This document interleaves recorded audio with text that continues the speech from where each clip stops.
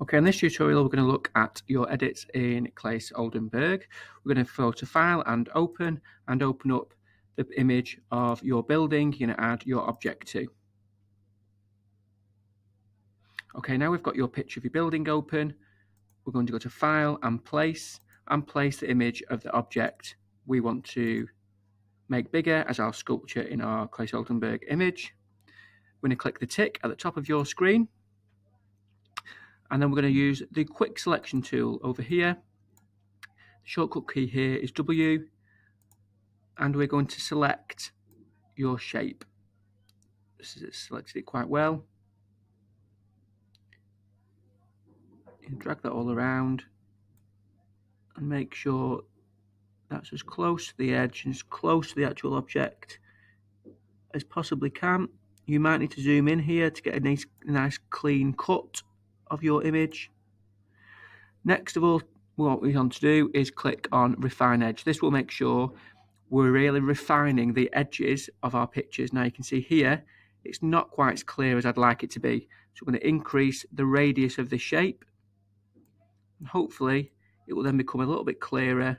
There we go, perfect. And that's made it a lot cleaner cut out. We might need to use the smooth tool just to smooth off the edges a little bit.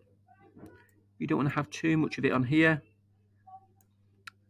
And then we're going to output to a layer mask, a new layer with layer mask. Press OK, and we'll notice on the right hand side here we'll have a new layer with a layer mask. Perfect.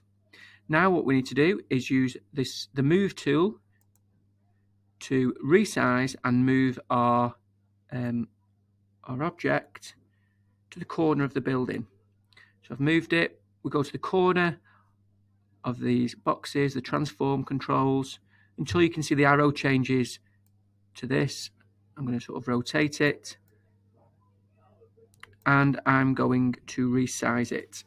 Hold down Shift on your keyboard and going from the corner. Never use one of these middle ones, it's always from the edge. Hold down Shift on your keyboard, and that Shift button is above the Control button on your keyboard, the CTRL button. We should be able to resize it and then place that on the corner of a building. Click tick here. Okay, that's pretty much our edit done. You might want to add some adjustments, brightness and contrast and levels. However, you might want to have a look at creating some shadows of your image. So down the side of your building, you might want to add some shadows. So on the left hand side, if you look for the dodge and burn tool. Now these tools will make your image look darker, so you want to be really careful how much of this you use.